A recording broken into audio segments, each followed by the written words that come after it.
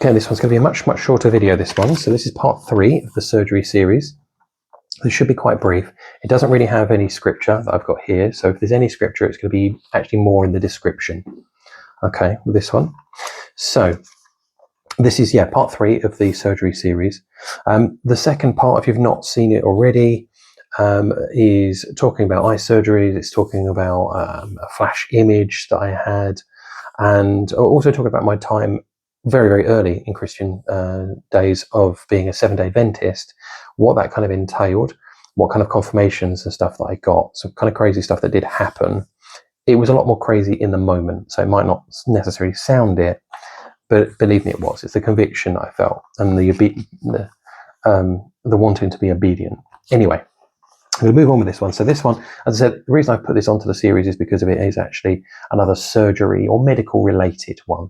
And I'm just sort of running down the dreams now to the point where this would be a good spot to put it. So how it all starts then is actually in my grandparents' house. And I'm sitting in the lounge, sitting on the sofa, and I notice an old friend called Aaron, who was actually sitting on another sofa, just sort of opposite me.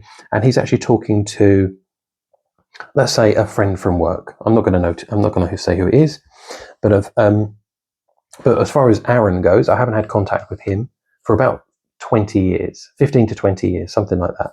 So again, when I see these names come up, I think that they probably have significance. But the specifics around this, not 100% sure, but we'll get there. So sometimes I think, maybe he's representing something. Again, who does Aaron represent in the Bible? That's what I'm thinking of, you see. Maybe rather than him as an actual individual, as him as a person of my past. Is he relevant for this dream? No. But, that's what I mean by that kind of relevance aspect. So they were talking, actually. So, as I said, it's a lot more a current friend, let's say, versus somebody from school, really. And they were talking to each other on the sofa about a procedure that she was going to have. So this female friend. This was in nature was very much like a euthanasia sort of procedure that they were discussing. And she happened to be very, very unwell, and she had chosen a day and a time that she was going to check out, let's say, exit this world. And that day was today, I guess. And he was about to administer this injection of some sort, an injection, and I put and other bits. I'm not sure what those other bits would be, but maybe some sort of prep things before the injection. I'm not sure. But he was going to administer this injection, and it was saying how his hope and his plan really is for this to be as painless as possible. Okay, that she would just simply slip away without really noticing anything, sort of like just go off to sleep, And he advised her, just to keep herself nice and calm, maybe just put on some music, to keep yourself calm, sort of entertainment, and it may help keep you calm. It was just so odd that as I was sitting on this sofa opposite, I was kind of minding my own business. It was almost like it was in your home, kind of euthanasia brought to your home, rather than being necessarily in a hospital environment, because it was in a house. So that was a bit of a bizarre one. And I was just kind of listening in. I was sort of minding my own business, but obviously I'm just listening into this conversation. As it was extremely late in the planning stages of this, and Aaron was just about to do this procedure, I didn't know whether to actually even say anything or not, like regarding Jesus and heaven, etc. So what I actually did instead was I said something similar to this. I said, "Oh, hope to see you up there," kind of thing. It was like a parting message sort of thing, implying heaven, of course, and so inviting in a conversation if she wanted to have one. And I got a pretty frosty response, actually, eye-rolling and clear dismissive sort of attitude towards it, not interested. And it felt like the response I've had in the past with others when on other occasions where I've been looking to, speak about God and stuff like that, and it's been mentioned in some way. So despite the response, I still tried to start up a conversation talking about what is needed to get into heaven. And I talked briefly about my experiences in being in the spirit and how odd it felt. And I talked about my confidence in Jesus, and and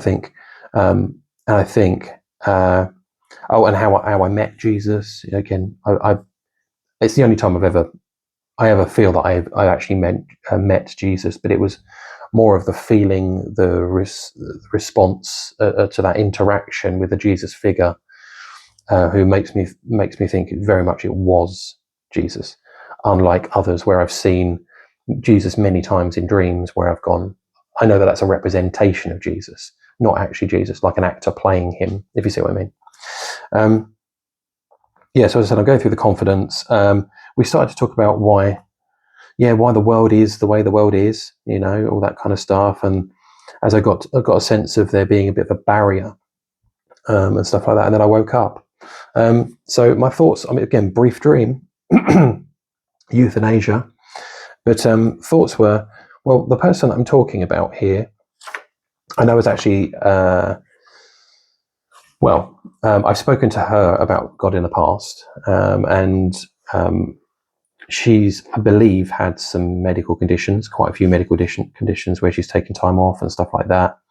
I did end up sending her across some videos, not my videos, this is way before I was doing YouTube, some videos, God-related stuff and all these kind of things. But as far as I know, nothing that's life-threatening that she has as far as her health conditions. But it's been a while, and actually, this happened with a couple of friends, actually. I sent some stuff to them. Initially, they were interested, and so I continued to sending stuff, and then it just got to the point where they both actually individually sort of said, look, don't bother sending me any more stuff. I was like, okay, fair enough. I've kind of obviously planted that seed as far as that goes. And we'll see where for both of them that ends up leading them. But I've just very much felt like I got a response there of just don't contact me anymore regarding this. I was like, okay, all right. I do watch so much Christian material though, so I suppose I was sending a video. It's not like I was sending videos every day or even every week, but I was sending videos I felt would be relevant, to early stage Christianity, let's say, or proving how real it all is, prophecy related stuff. I don't know, it's difficult to know. Sometimes, this is what I mean, like sometimes I find it a little bit difficult to know what's the right level of contact regarding stuff like this, because obviously I get very enthusiastic about it and I want to sort of show an evidence to people.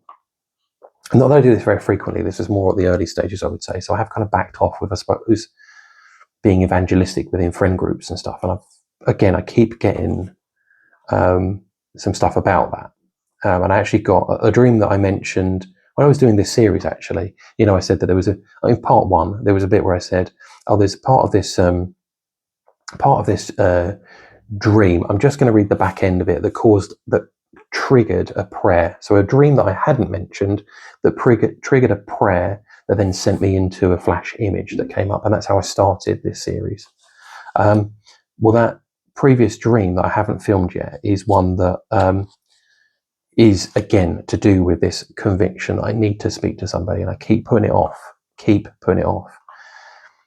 because I haven't spoken to them for quite some time, actually, because I haven't really, since being a Christian, to be honest, had much contact with my old friend group, because they live in very, very different lives. Again, sorry, that sounds really, that would be like me going back to my old self, which I'm trying to avoid, obviously. But there's elements of that dream that yet again confirmed exactly the same thing I'd seen in the previous series. It's called the Call to Faith series, basically, is what it led me into, and those friends in there. I had a dream again, a lot more recently, that triggered that same thought. I think it's pointing at that again. So it's just one of those things where I've got to get to it at some point. But again, like I've said, I lack the bravery, I lack the confidence to really go there, because it would be such a massive change. It's difficult. I'm not sure quite what to do. Anyway, so as I said, this particular person had health issues in the past. Is that why she's depicted here? Potentially, not sure. I did worry whether it was potentially even a warning message that there is some sort of life-threatening aspect, and that this was maybe a warning of it. I don't know, because I've had quite a few dreams where things have happened that are very, very close or very, very similar to that, actually happening at a later stage. So yeah, I was a little bit concerned about that, maybe. But as I said, I don't think anything that she's had in the past has been life-threatening. So there's no reason to think anything like that. As the fact that Aaron was mentioned, I think that this was to represent Jesus as the high priest, possibly. But then, at the same time, why would the high priest be euthanizing them? Unless it's talking about specifically a death to the old self and then a new creation. Maybe that's what it's talking about. Or maybe the Aaron aspect isn't that relevant. It's just that it's there. I feel like I can't ignore it.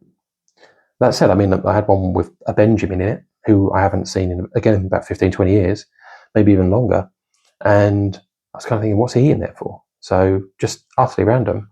And so I wondered whether obviously Benjamin being really significant in the Bible, I thought, well, where's the connection there though?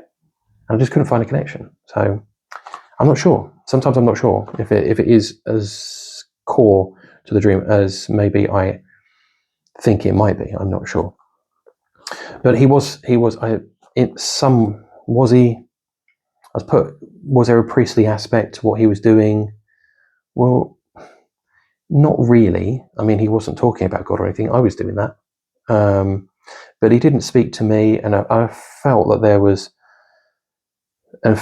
their interaction up to this point had been strictly medical. But also he didn't object to what I was doing either. And so maybe he was making space for the conversation and seeing if, she would accept the gospel. But it seemed too late for her, because if this was a real last minute thing. Obviously we do see very last minute stuff, don't we, on the cross? The thief that is going to be in paradise with Jesus, so yeah. Or is it just saying that she does have a priest, but he or she is, I would hope, well, let's say he or she, again, I don't know whether she's Catholic or Protestant, to be honest, so I really don't know there. But what I was thinking of, where there was maybe that she is seeing a priest, but they're just not listening to her, and that's what that was talking about. Again, not really sure. Another thing was, I actually looked up what the word euthanasia means, and it actually does mean the painless unaliving of a person or animal suffering from an incurable or painful disease or in an irreversible coma. And that's what I got a sense of. That's what it was. It was, that there was something where she'd had enough, and she wanted to check out. That's really what it was. Okay, so as I said, it may be talking about death to the old self and a new self would come. I don't know because it didn't go any further. So I didn't really know with that one. But that's, I think, where we'll leave the series. As I said, it's a bit irritating I couldn't sort of tag it onto the last one, but it would have been, like an hour 15, hour 20, something like that. And I thought, that's a bit long. I'd rather keep it a little bit shorter and then just let us do it this way.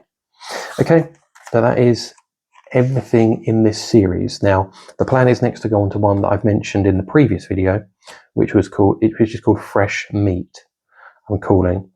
And it's because it's a continuation of the supermarket aspect that's in that last dream. The last dream talks about me being in a supermarket, putting things through through the, like conveyor belt thing, all that sort of stuff. And then that there's, all of my kind of what I'm buying, let's say, is all being actually bagged up by somebody else, and they go, and then I'm left with a bill. And I'm kind of like, well, hang on a minute.